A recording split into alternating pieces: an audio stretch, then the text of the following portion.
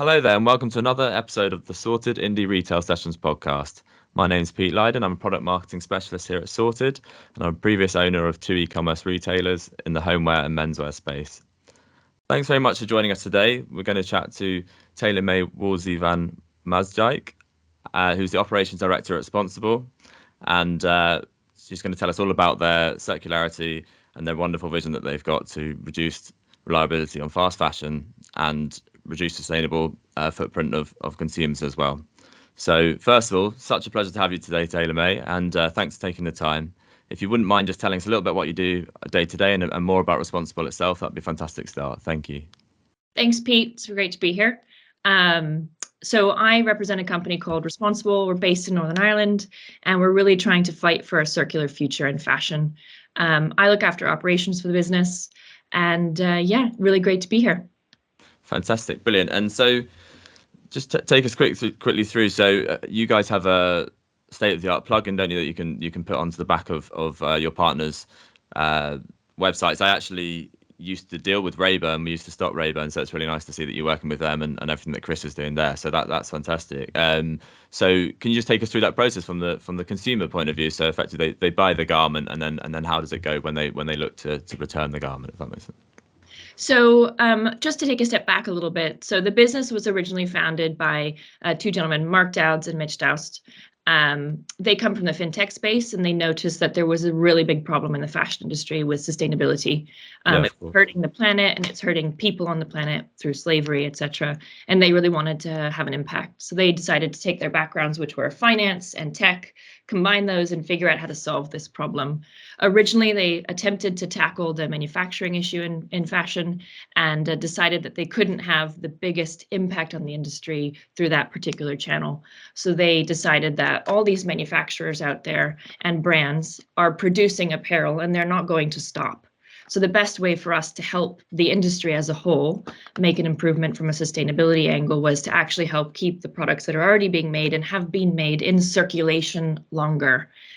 There's all sorts of research out there that suggests that the longer or more users a garment can have, the lower the carbon footprint of that garment can almost actually even be negated through a couple of uses or users.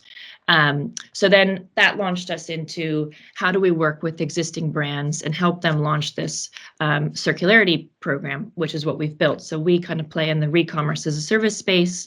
We partner with existing fashion brands and help them take accountability for the products that they produce. We then refurbish those garments that the users of those brands send in, and we resell them through our own e-commerce platform, responsible.us.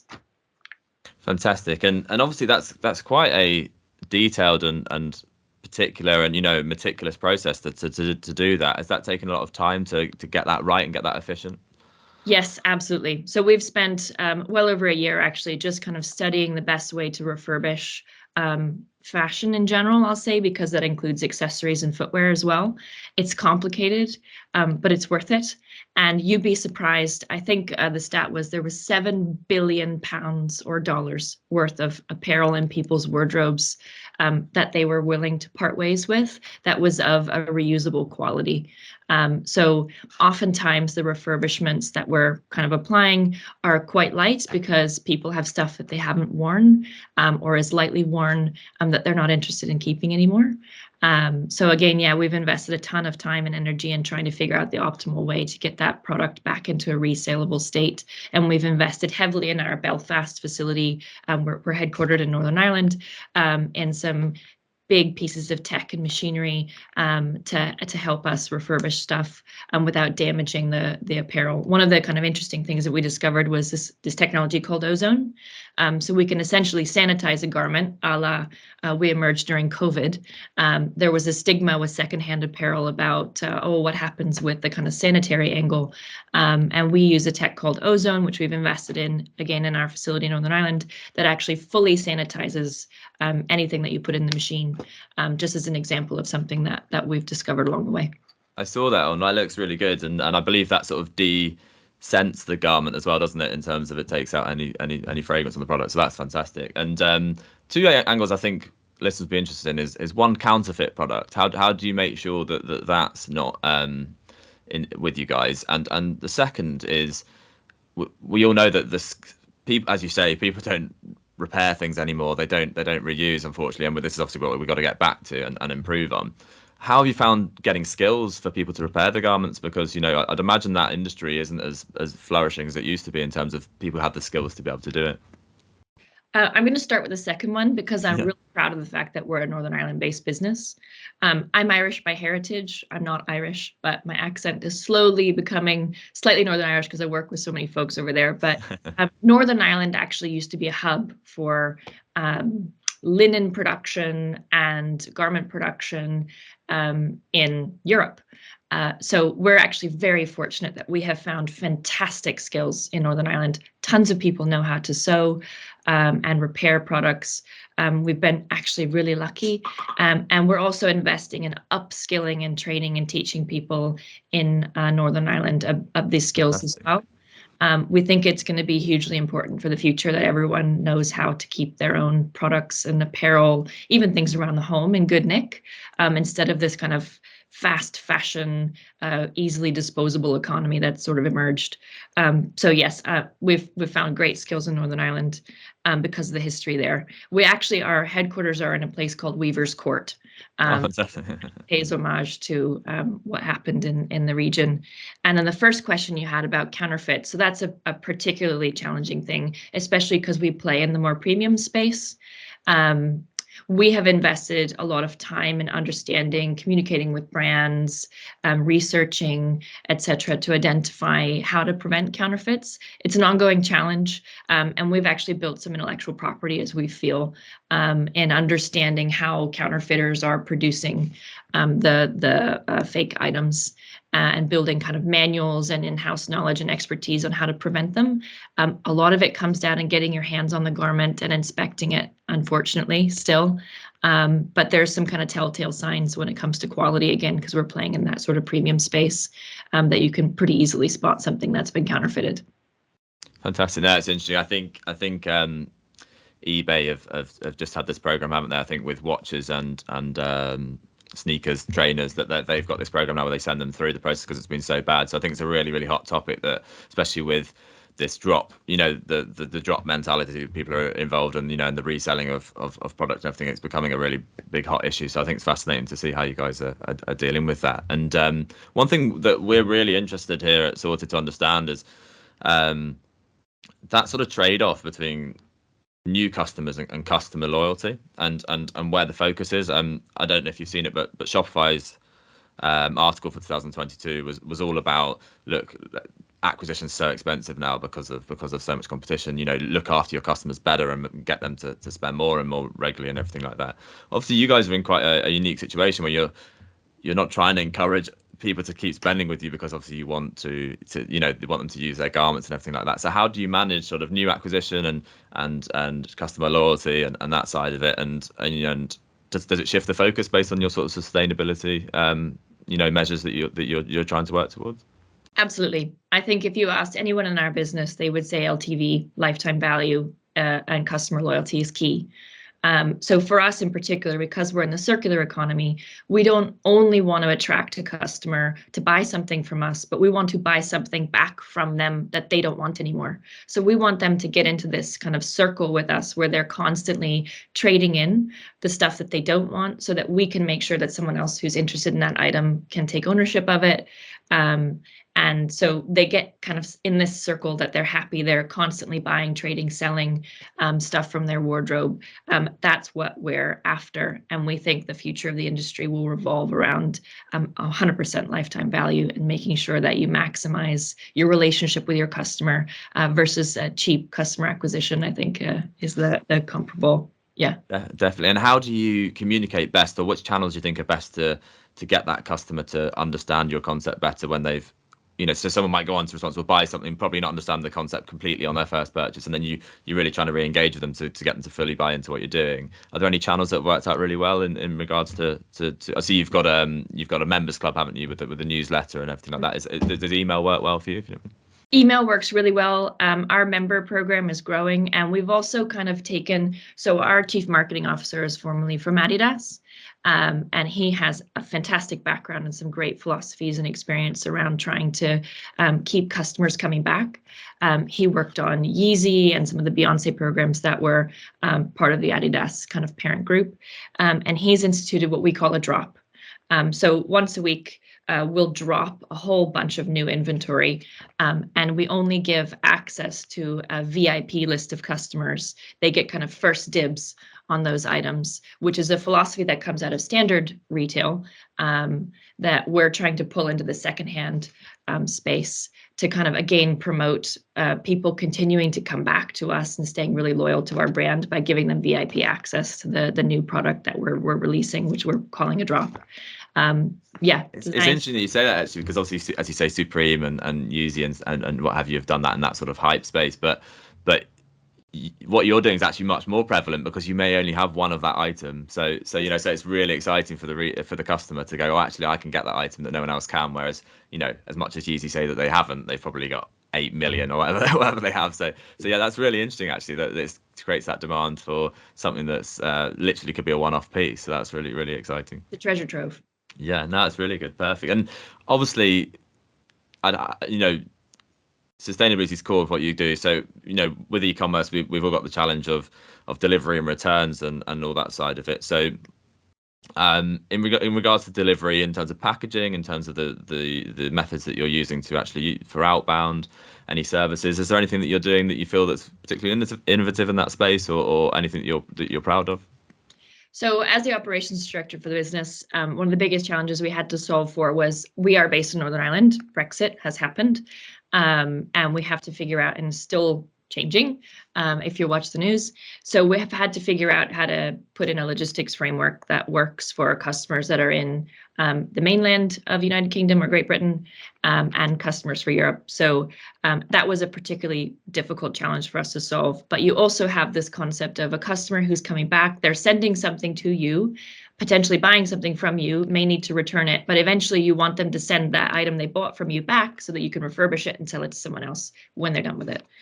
So you've created this framework that requires lots of movements of goods, and the carbon footprint of shipping, et cetera, is definitely coming into question in the e-commerce space. And a lot of brands even have started charging for returns. I bought something off Amazon the other day, and I was surprised to find that their free easy returns process was now paid for in some circumstances, which was kind of caught me off guard. But having worked in the sector, I understand, because returns are very expensive.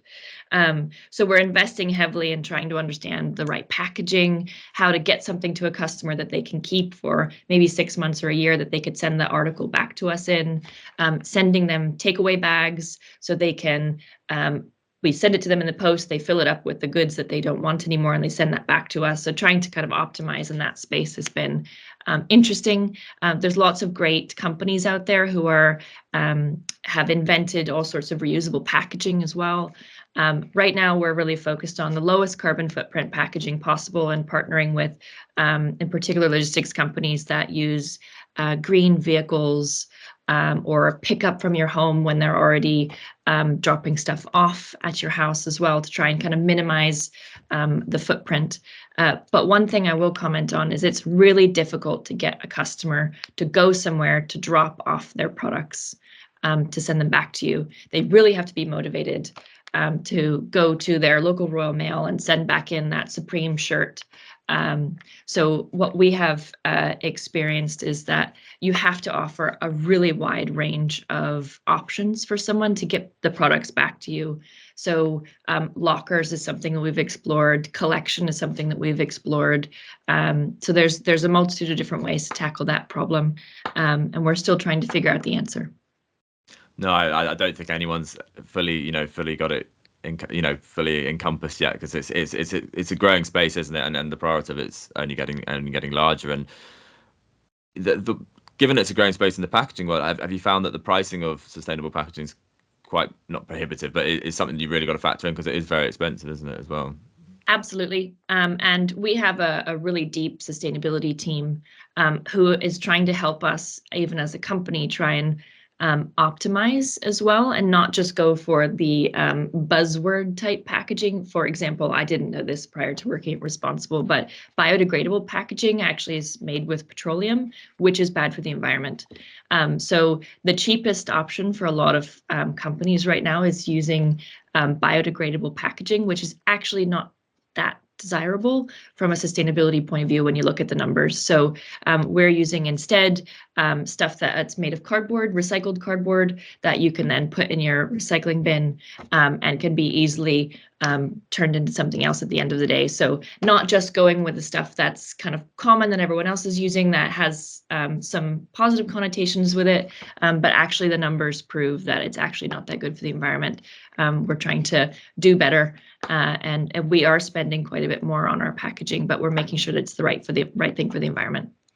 No, that's fantastic. I mean, I think obviously it will all, as the scale goes up of it all, and it will all become easier. But we all have to be really careful of the greenwashing out there in terms of, as you say, with the petroleum element of the biodegradable stuff. You know, it's all very well. It looks nice on a website or what have you, but you know, overall, if it's not doing what it says it's doing, it's you know, it defeats the point, doesn't it? Really. So no, that's really useful. I actually didn't know that about what you've just said there. So that's really interesting from my side.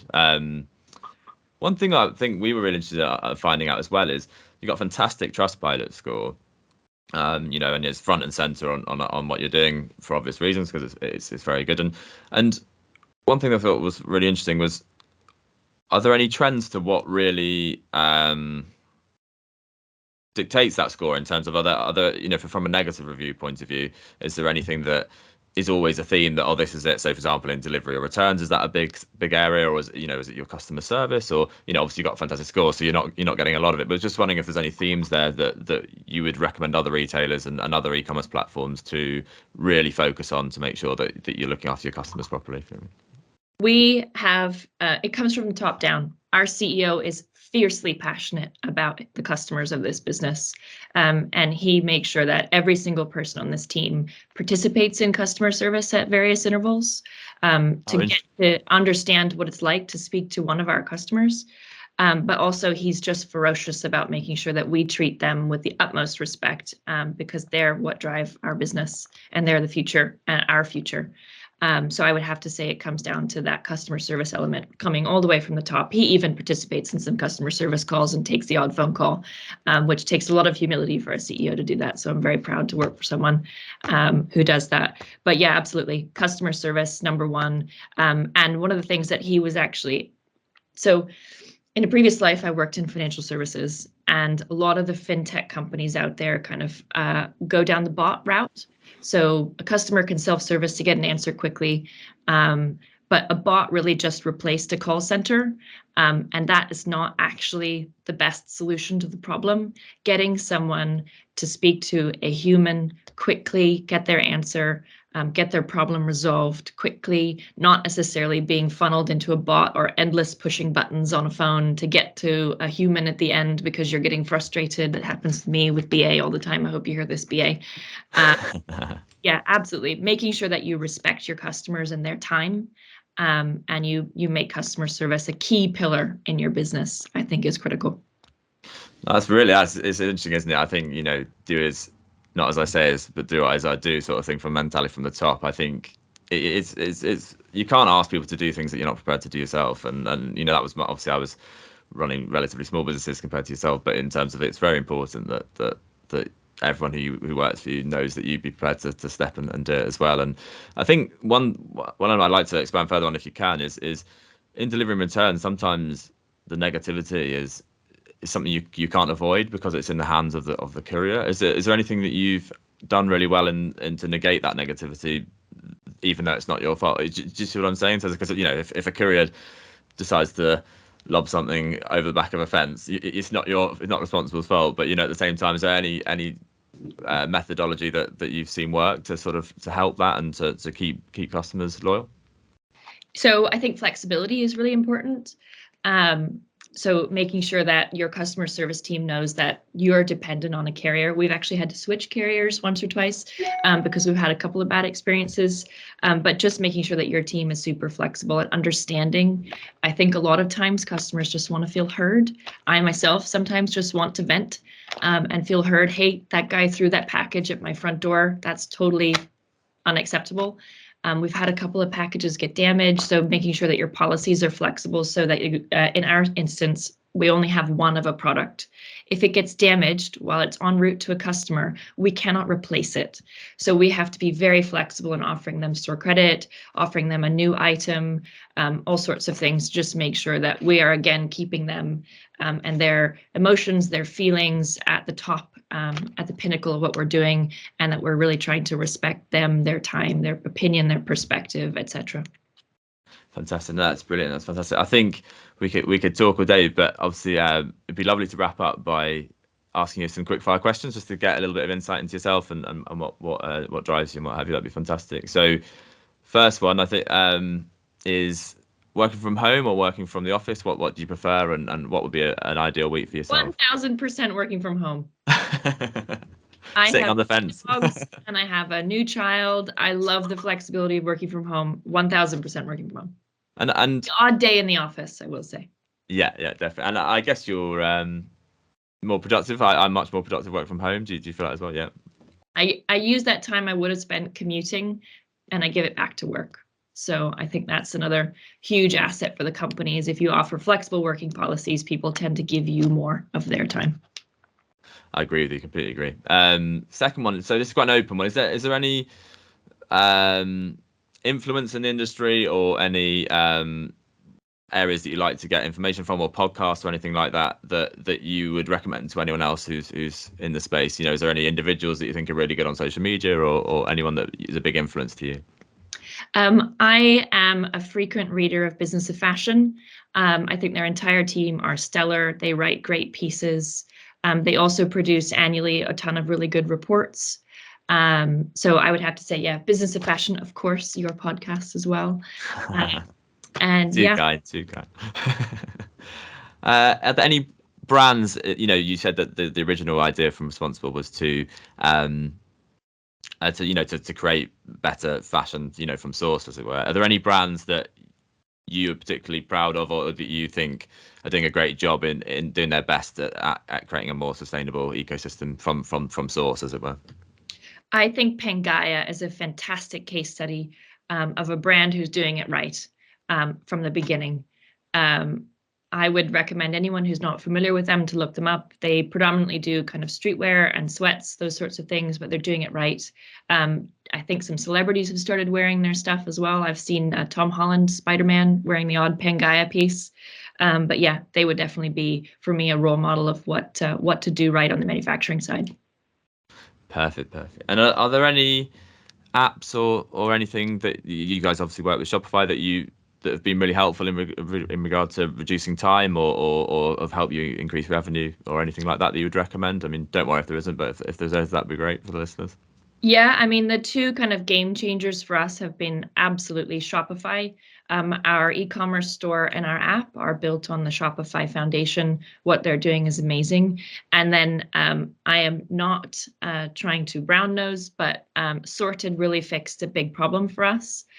We are a Northern Ireland-based company, and logistics are obviously complicated for us because we have to get garments from customers and also offer returns from Northern Ireland within the United Kingdom. And you guys were the only company out there able to do that for us. So a shout out to anyone who's in Northern Ireland if you need a returns provider. Sorted are your people. And the team is awesome. So I think those would have to be the two kind of big winners for us that really have been game changers for the business. That's very kind. I think Shopify is fantastic as well in regards to having that not needing that development resource for a small retailer is really it's game changing that you can still be professional in what you do. And then last one, just to gain some insight for you guys, is there anything that we should be watching out from Responsible in the coming months or years? Anything that's exciting that you can give us a quick peek on or anything like that? Territory expansion, so look out for the Responsible brand in new markets, and then a bunch of new brand partnerships that are going to be announced very soon. Fantastic, that's amazing. Well, thank you so much for your time today. It's been an absolute pleasure. I've learned a lot. I'm sure all the listeners have learned a huge amount as well. And I'd just like to say to the listeners, if you could just give us a quick follow at Sorted Official on Twitter, Facebook, LinkedIn, and all the usual places, it'd be fantastic. And we've got loads of good guests lined up, and we're really excited to see you guys in the coming weeks. So thanks very much, Taylor May. It's been a pleasure, and we look forward to seeing you all soon. Thank you. Thanks, Pete. Thanks for listening to this episode. You can subscribe to the Sorted Indie Retail Sessions podcast on Apple Podcasts, Spotify, and all other platforms. If you fancy joining us as a guest, or you think you know someone you'd like to hear in an upcoming episode, get in touch with us and let us know. We're on all the usual social channels at Sorted Official, or get in touch via email at brand@sorted.com.